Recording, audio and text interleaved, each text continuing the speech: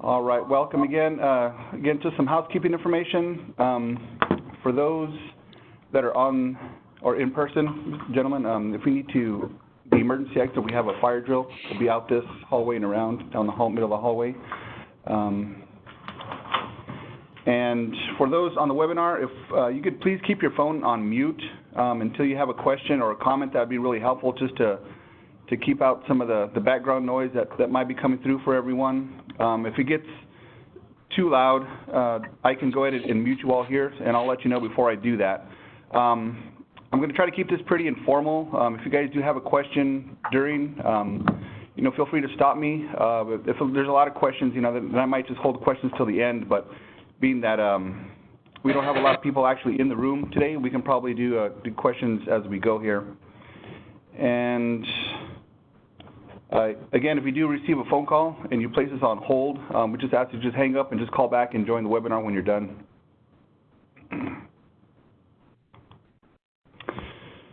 All right, again, thank you for attending the fiscal year 2020 grant application workshop for the Arizona Water Protection Fund. I am Ruben Terán. I'm the executive director for this program, and we are part of the Department of Water Resources. So the purpose of the program it's a competitive state grant program that provides funding for the development and implementation of measures that will protect water of sufficient quality and quantity to maintain, enhance, and restore rivers and riparian resources, including projects that benefit fish and wildlife that are dependent on river and riparian resources. Overall program objectives, we do support projects that provide measurable benefits to the water resources of Arizona through broad-based local support. We do support projects that provide positive examples for other similar type projects. We support projects that advance the field of water conservation knowledge in Arizona, and also support projects that increase public awareness of the function and value of riparian resources. Some fundamental principles of the program. Projects should reflect a bottom-up rather than a top-down solution to river and riparian. Enter your access code or meeting number followed by pound. 1 second. Is that coming in on our line? Excuse me, we just had an interruption there.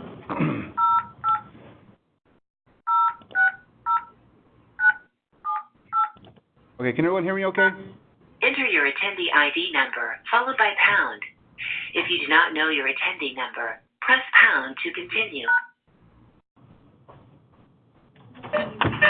I'm not sure.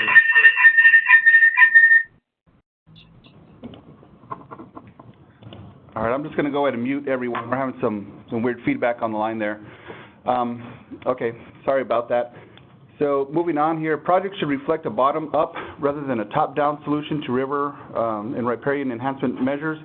And again, this is part of the commission's mission here, or is to have the local people on the ground, local entities, submit projects and bring projects from the bottom up rather than having the state or the commission direct specific measures or priorities or areas of concern. And again, the Commission's priority is to fund high-quality, on-the-ground solutions, and being that a majority of the funds are earmarked for capital projects. And I will be touching base a little bit on the Commission, and we'll talk about the funding availability here in a bit. Okay, some general project guidelines. So again, projects that demonstrate direct benefits to perennial or intermittent rivers or streams are projects that we're looking for. Projects that protect native riparian vegetation and habitat. Projects that restore proper hydrologic functions or conditions. Projects that restore proper stream geomorphology, channel characteristics. Projects that restore wetlands or backwaters. Projects that improve watershed conditions. And projects, again, that restore or protect habitat needs for fish and wildlife that are dependent on these resources, and also projects that decrease negative impacts of non-native species to riparian areas. Again, these are typically the projects that we see submitted through this grant program, although as long as you can demonstrate the benefit of your particular type of project to river riparian resources, again, we will consider those. But these are the general types of projects that we typically see coming through this program. So some of the funding categories. This year, the Commission will be accepting projects under 3 funding categories. And I know one of the questions I get most often, or at least recently, is what's the amount of available funds for this year? So what I can tell you at this point is that overall, the Commission will have approximately $1.8 million available, unobligated funds, I guess is more clear, available this year. Again, I can't guarantee the Commission will grant all that out, but that's what we have unobligated in coming into this cycle. So we will be accepting capital projects, and those are on-the-ground measures or projects, again, specific on-the-ground restoration type efforts.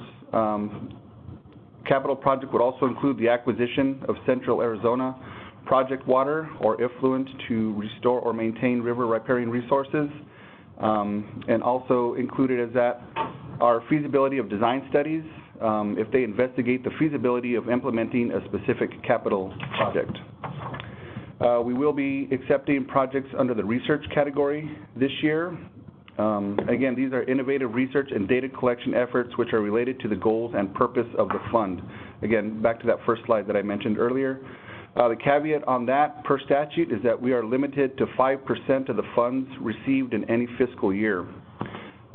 So what that means for this year, we had approximately $1.4 million of new funds brought into the program. That included a $750,000 appropriation from the legislature and also approximately $655,000 of in lieu tax fees from CAP water sales. So that gave us $1.4 million of new funding in for this cycle. 5% of that is approximately $70,000. So if anyone is looking into research projects for this year, we'll have about $70,000 that would be available under that category. And the last category we have is water conservation. And essentially these are measures which develop, promote, or implement programs designed to conserve water, again, for the purposes related to the fund. All these projects must be located outside of the active management areas, and that's a restriction we have per statute. And again, if you have questions later on, we can talk about that a little bit more. Welcome. Okay, so eligibility. So any person, state agency, or political subdivision of the state may submit a request for funding from the Arizona Water Protection Fund. One thing to note that is that federal agencies are not eligible for funding. That is actually in statute 452113E. However, projects on federal lands are eligible. Again, just the federal agencies are not eligible to apply for the funding, but projects can be done on federal land. Some eligibility requirements. You must have legal and physical access to the project area and the authority to implement the project. You must also be able to provide appropriate documentation that any water that's going to be used on this project is physically and legally available to you for the stated purpose of the work. You must demonstrate at the time of the application that vital partnerships, funding, cost share funding, access, etc., have been committed at the time of the application, or submit letters of support from these entities with a plan to obtain formal agreements prior to the grant award. And the last part of this, administrative costs are limited to 5% of the total grant, of the total project implementation funds requested. Again, this is a statutory requirement that they wanted a lot or a majority of these funds to be used for on-the-ground implementation. I know 5% is pretty low in the overall context of being able to implement work from an administrative perspective, but again, that's something that we will need to adhere to and is carefully tracked during reimbursements during the grant process.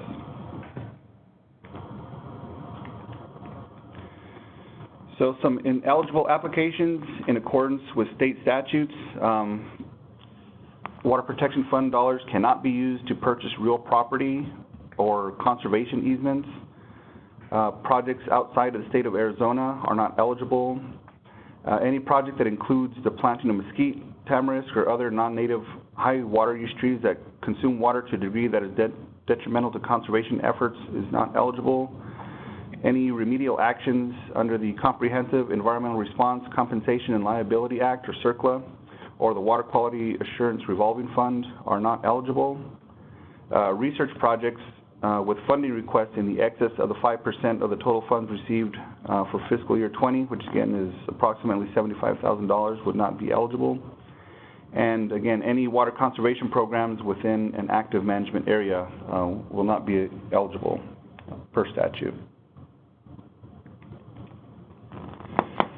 Some other types of ineligible applications per commission policy. Projects that are located in areas with elevated levels of environmental contamination will not be considered.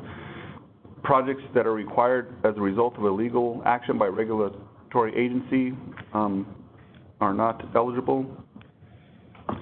Projects that are designed to meet wastewater treatment requirements.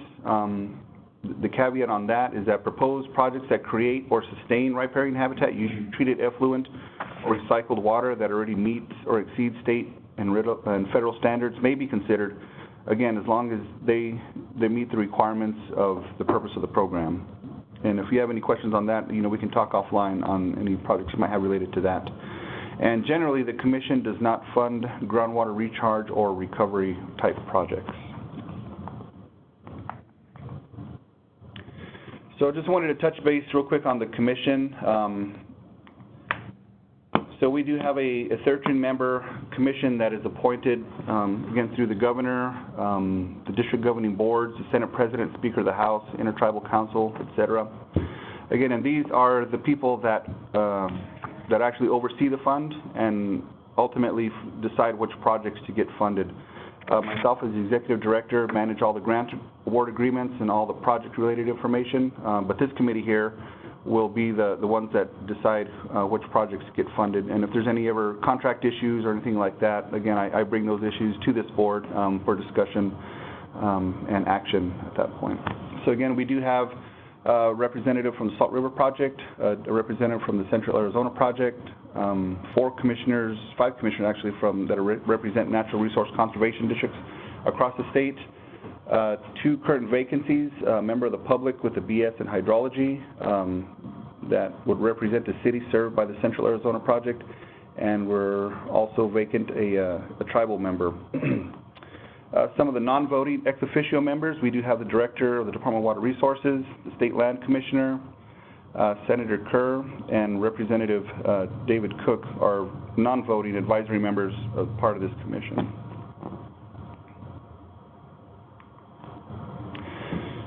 So some of the commission priorities for project development, and these 4 priorities are identified in statute, that the commission should give priority to projects that directly benefit perennial or intermittent rivers or streams, or that otherwise increase the supply of water in the state. Projects that provide matching monies or assets of comparable value, including in-kind contributions from other sources. Projects that provide for the continued maintenance portion of the river or stream, associated riparian habitat that are enhanced by the project. So again, looking at folks or projects that within themselves are committed to maintain that improvement. Again, they want to see long-term investment. They want to see their investments, if there's people willing to actually commit those for the time period that they need to. And also projects that include broad-based local involvement. Again, the commission is really big on this. If you can get your local community members involved, local organizations, they like to see that as part of the work that we do through this program. So these are other commission priorities, projects that maintain or enhance or restore river, stream, and riparian resources in headwater streams in watersheds. Again, kind of related to what the statutory priority is, but again, looking at these projects that start high up in the higher elevations in the high watersheds and treating, again, having that beneficial effect trickle down from the higher headwater streams and watersheds. Projects that address degraded address degraded watershed health conditions or impacts to perennial streams through the implementation of scientifically based restoration projects. And also, if for the purposes of water conservation, projects where the applicant estimates the water increase and or savings and how that estimate was determined.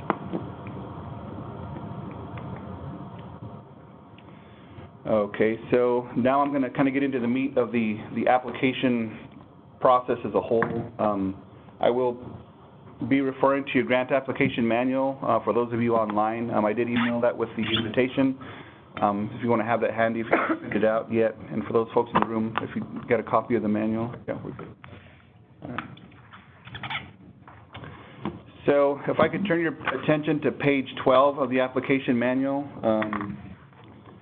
That whole page essentially contains the entire application packet or the components that will need to be submitted as part of the grant application.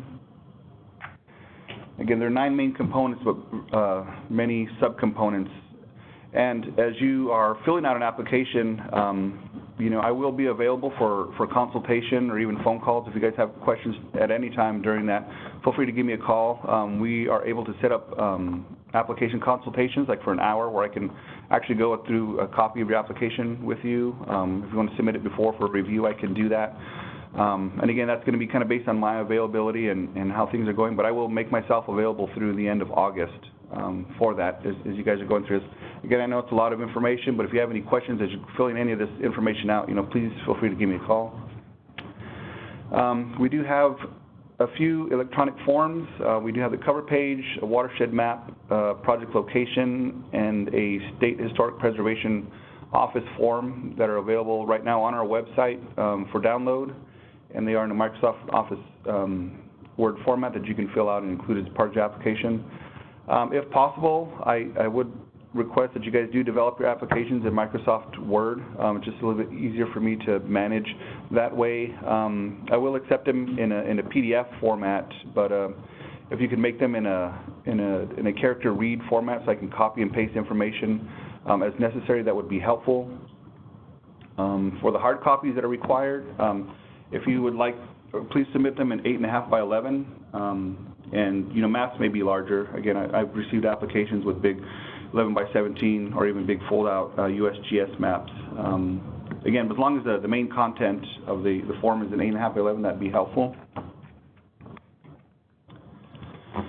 I would like to, if you could, present all the information in the sequence provided in the contents overview. Again, following that outline on page 12. The cover page of the application must be signed by the person that is legally authorized representative of your agency or organization, or that's essentially, they'd be able to legally bind you into an agreement should we get signed. We want the person that understands what they're signing and would like to have that signature on the application page. For submission copies, I changed it from last year, so I'm only requiring 1 hard copy to be submitted to this office, and again with 1 electronic copy.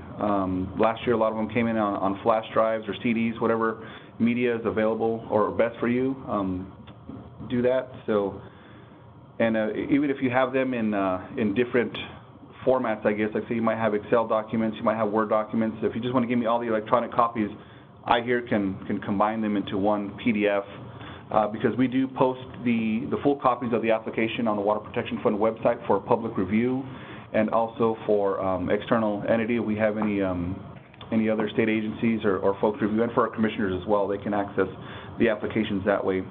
So again, I will be making these available online. So again, if we get a full electronic copy, either PDF form, or I can make the PDF form, all you have is a single files or individual files. Hard copies should be submitted to this office here, 1110 West Washington, Suite 310 in Phoenix. And the application deadline is September 6th, which is a Friday, at 3:00 p.m. It will be the cutoff date for submissions. So I wanted to touch briefly on application evaluations. So what happens to your application when it gets here? First, we will do an initial review for completeness and consistency with state statutes and commission policies. And again, referencing page 5 and 6 of your application manual. Again, kind of a screening application to make sure that it's eligible to be considered and move forward. After that is done, staff will review the application according to the evaluation criteria outlined on page 8 through 10, and I'll go into that in a little bit more detail. Again, as I mentioned earlier, there is a possibility, depending on the scope of the project, that we might send these out to other state or federal agencies for review. Again, Game and Fish does review our applications. Fish and Wildlife has been asked to. Our outside or surface water programs here in Water Resources. If it's within an AMA, active management area, I'll forward those applications to our AMA staff for review and comment. And that'll be as necessary depending on the scope of work and what you're planning on doing. And again, the Water Protection Fund Commission, has their own criteria, their own personal view as being a member, publicly appointed member of the board. So again, they have their own criteria that they might look into, but again, I will provide at least a technical review and completeness of the application from the staff's perspective.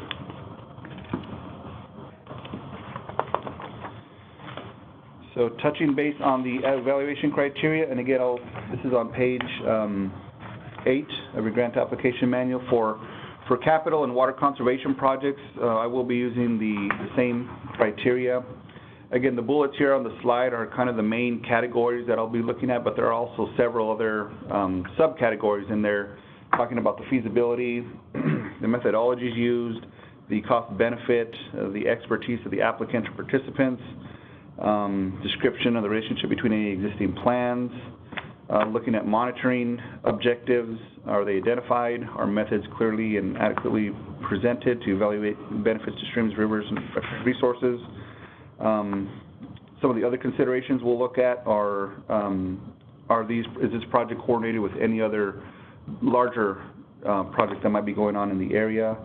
Is there public outreach associated with your project? Again, that's not it's not required, but again, the Commission likes to see broad-based public involvement in their projects, or at least an outreach component, education component if desired.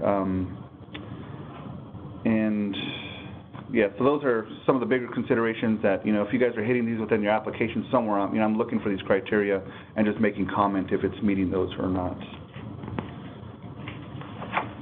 Under the research category,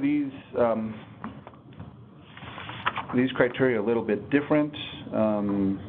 First of all, looking at, does this research meet the stated goals of the program? Does it demonstrate use of the scientific method? Again, one thing that we need to look at is that with research projects in specific is that we need to look and kind of do a literature search ourselves to see if this similar type of research is currently being done or has been done. Again, the Commission is looking for research projects that are innovative, again, trying to find out new information regarding river and riparian resources and not really duplicating previous efforts. Again, does your research project include some form of publication as a deliverable, whether it be, if it's a thesis or something like that? Is there something that's going to be out there that we can share with the community, with the state as a whole? And is there any type of commitment for some type of a public presentation of the findings of your data? Looking at the feasibility on there, or the clarity and adequacy of the scope of work and deliverables, the expertise again of who's implementing the research, and again, part of that is the description of the relationship between any existing plans out there. Again, research results are translatable. Are other people able to understand the data and use that and kind of carry some of this information forward? And there are a few other considerations. Again, will this project support local businesses? If the applicant is proposing to use out-of-state consultants, is there adequate justification? So again, there's just some other things that we'll look at as part of the evaluation on all projects. All right, some general information about the application process and process. So these first two bullets here are specifically geared toward the application process as a whole. Again, once you submit your applications, there can be no scope of work changes during the application review process. And again, that's just to keep things fair between everyone who submitted an application on time and it's eligible, that you're not going back and adding or taking something out. Again, everything gets evaluated as it was submitted. And one thing that the applicant, the applicant, has the option to present to the Commission during their funding award meeting. I will contact you if you'd be interested in coming and setting up, giving a 20-minute presentation to the Commission. Again, this gives you the opportunity to sit one-on-one with them, kind of the last chance to sell your project to them. There'll be a short session for questions and answers. Again, they might have clarifying questions. Staff, myself, might have clarifying questions at that point, but again, it gives you the opportunity to actually meet the Commission and to present your project to them face-to-face. The next few bullets on here are specifically following, like if your project does get selected for a grant award, that just to be advised that a grant award notification does not authorize the expenditure of funds at that point. Any payments made through this program are made on a cost reimbursement basis, meaning that you as the applicant will have to essentially front the cost to get the work done, implement the work, and then submit a reimbursement request from the state. So the caveat to that is that at the beginning of this project, you can request up to a 20% advance of the grant award. So if it does get awarded, there's a little checkbox on the cover page that you can say, yes, I would like an advance. Again, it's up to 20% of the grant amount, not to exceed $50,000. So again, that's the Commission does allow that to kind of give you guys some seed money to get the work started. But again, after that whole advance is expended, the contract will revert back to a reimbursable basis. So just one thing I want to let you guys know is to, depending on how you manage your project or what you're doing, that you might have to have some cash or some funds up front to kind of get you guys started and keep that going. And one thing, the Commission is not liable for any expenditures or costs done before we have an actual executed agreement. So anything you do before, again, can't be reimbursed until we have a contract signed. The last bullet on here, the contracts they do contain general provisions, and those are on page 30 on your grant application manual. These are standard contract provisions that are with every Water Protection Fund contract. So again, I would recommend having your legal staff or whoever reviews your agreements for you to read through those and make sure that you can agree to the terms of these general provisions. In the event that there are some provisions in there that you're not able to accept, we do have a section in our grant award contracts for special provisions, and those, again, we'd have to negotiate those between the Commission and the grantee to modify any of these special provisions. So again, not to say if you can't agree to something, we may be able to work it out through a special provision that will modify one of these. Okay. Some other notes, contracts/agreements may extend up to 5 years. Typically, a lot of the projects that we do through here are like 3-year projects, 3 to 4 years. But again, understanding that sometimes permitting through, getting your project going, that usually takes a year plus in my experience that I've seen. But again, the Commission has awarded grant award amendments, for projects that either got the bumps in the road and had to hold on. So again, the Commission, anything more than 5 years, the Commission doesn't really like to go past that far. So again, depending on your scope of work and your implementation time frame, just something to keep in mind. Again, like I mentioned, contract amendments are permitted after Commission approval. So again, if there's a change in the scope of work, change in the funding need, again, you're coming up towards your expiration date, and you're still behind on some issues, some deliverables, the Commission could meet again and have to be in their public meeting. They have to all agree to it as a Commission to award any amendments to a grant award contract. One thing that's in the general provisions of the contract is the long-term maintenance of the project. Again, and that's for 20 years. And again, that's one thing that the Commission would like to see their investments, again, maintained. And one thing that they look at, is an applicant committed to maintaining these improvements over the next 20 years. For as part of the grant award contract, we will require access for inspection and or evaluation by staff or the commission of your project area. Adequate accounting practices and record keeping is necessary. Again, this is really important, being that we're dealing with state funds here. I have to be accountable for every dollar that I approve expenditures on, and again, you as applicants and grantees, keeping track, accurate records, books, invoices, receipts, and stuff like that for all your expenditures related towards the grant contract. We'll need to keep all that information as clean as possible. We do require the submittal of all data, results, and research gained from all projects. Again, being that this is a state grant program, this information would be available to the public, so we will have to make that available. Again, I get lots of calls, I'll say a lot of calls, but I do get calls occasionally, people wanting to know, hey, what did they monitor on this project? Do you have the results of that? Can I see that? Is that something that I can use? Maybe an old plan that was approved that they used. So again, all the information that's submitted, again, is part of the public record for the state. So we will require that any data that you collect using state resources, is shared with us. And one thing that we would like is a final presentation to the commission, and this is usually done within 3 months of your contract expiring. Again, the commission, would like to hear kind of what did you guys learn, and be able to kind of share that information with the commission as you go towards the end of the project there. So the grant cycle schedule, giving an overview. Applications are available. Again, today is the application workshop. Some feedback that I got from the application workshop I did last year, I did it later in August, and I did have a lot of feedback, wanting to move this application workshop earlier in the year rather than kind of towards the end, to kind of give folks a little bit more information prior to them submitting the grant. So I did take that recommendation to heart. So again, I'm having this workshop now here earlier in July.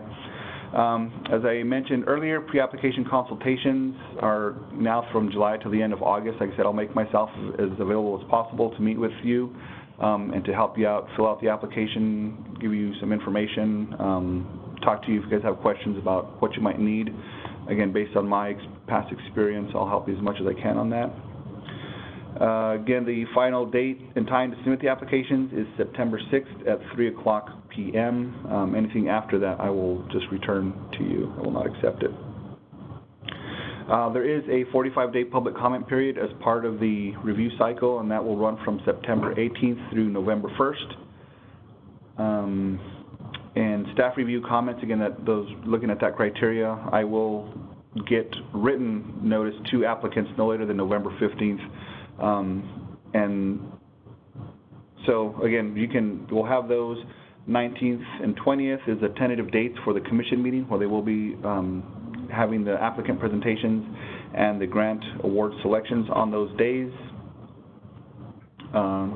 Early December, mid-December of 2019, you will be notified of your funding status, and then depending on how things are looking in December or January of 2020 is when we'll start writing grant award contracts to successful applicants. Okay, that's all I had. I thank you guys for taking time to get here, and I can chat with you guys that are in house here a little bit more when we're done, because I know some of you walked in a little bit late. But I'm going to go ahead and unmute all you guys. If there's any questions, I will take them. Give me a second here. All right. So if it gets a little noisy, I apologize. But are there any questions for folks on the line right now?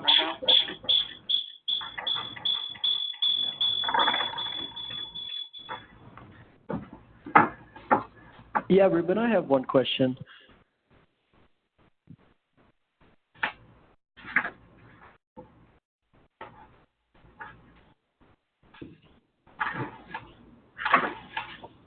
Go ahead. Yeah. So my question is in regards to your the groundwater recovery piece. You guys aren't funding that. Would water replenishment through natural means like replanting be under that umbrella of groundwater recovery, or is that kind of a separate entity that you guys would allow? Can you repeat that again? That was so hard. Yeah. So in the If you're not asking a question, could I ask you to please mute your phone? yeah, so under the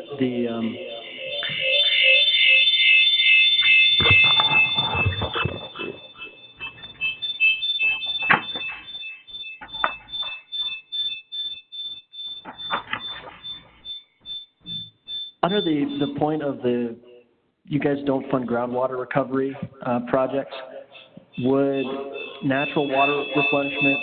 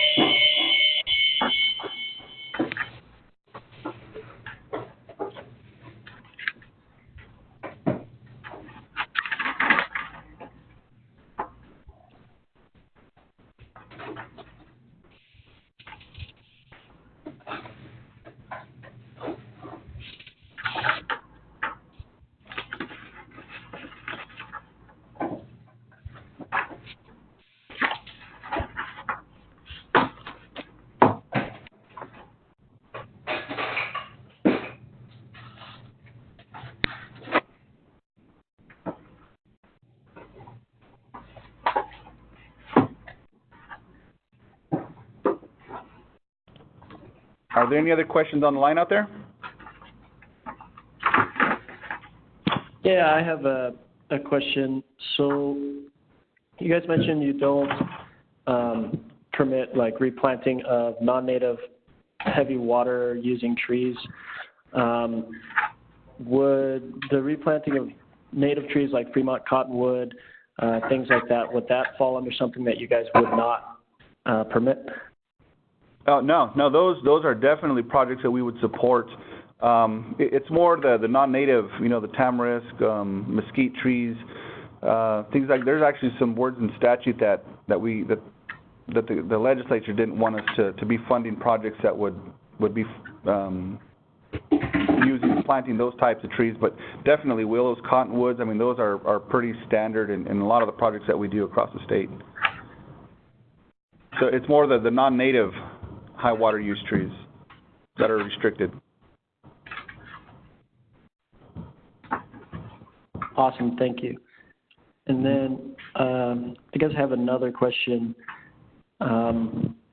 With your guys, do you allow federal matching? I know you don't give grants to federal entities, but do you allow federal matching?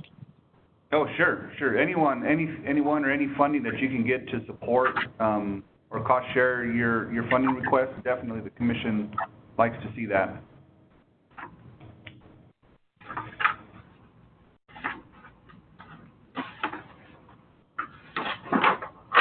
Awesome. And then with that, is there a special timeline for matching funds? Like if I'm working on an ongoing project, can I use funds that we already have matching to use before we might be offered a contract?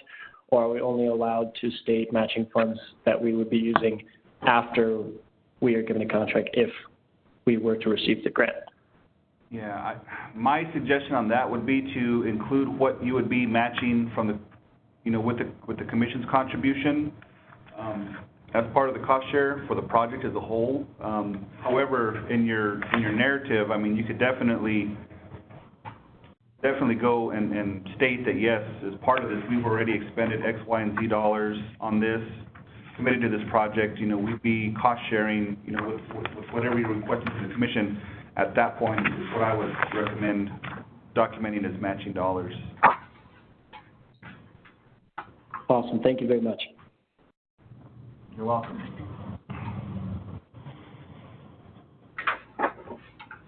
All right. Any other questions online? Ruben, I have a couple of questions. Okay. The first one is there only one grant per category, or is it dependent on how much funding each application that's funded requests? Yeah, so that's, it's really, I mean, we consider all applications that come in. Again, it's the commission's purview how they would like to fund projects, and again, that all takes place at that public meeting, in November, those meeting dates. They may elect to fund, to put all their money in capital projects this year. They might want to fund, you know, if we get 5 research applications, they might want to fund 2 of them. Yeah, there's no really set goal on what the commission funds. I mean, they consider everything that comes in, and depending on how it shakes out and what their priorities might be on that day, you know, that's how the grants are selected. So to answer your question, no, they may fund everything capital, they may fund just all water conservation projects, and that's it. Again, it's up to the purview of the commission how they want to fund projects. And again, they look at everything as a whole. We don't know how many applications we're going to get in or what our funding request will be, so it's all kind of, it comes down to that day, that funding meeting. Okay. My other question. Okay. My other question was, and this is for someone else, would an online water conservation platform statewide be eligible for a capital project? An online statewide water conservation program? Yes. That's a good question. So water conservation and capital projects, I guess, in our funding categories are two separate types of funding categories, if you will. I would consider a capital project, you know, actually physically doing something on the ground, you know, like doing some type of actual restoration work, whether it's forest thinning, brush control, you know, planting native trees, stream restoration, fencing, you know, things like that that are actually on the ground. Conservation measures is what I would typically consider a capital project. Again, water conservation can feed into that, but again, what's the ultimate intent of your project? Okay. Is it to conserve water, or is it to restore or, you know, maintain or enhance habitat? Okay. We can talk a little bit more on that. Maybe get some more details on what you're thinking about. We can talk offline and see if that might be something we would further. Okay. That might be one of the consultation topics, right? Sure. Okay. That sounds good. Okay. Thank you. Any other questions?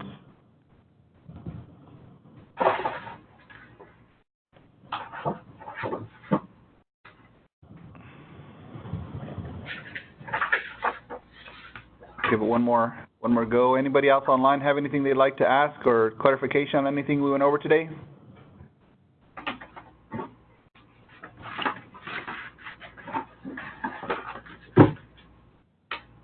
Nope. All right. Again, you should have my contact information.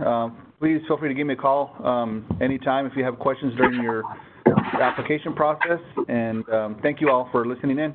Appreciate it. Thank you. Thanks.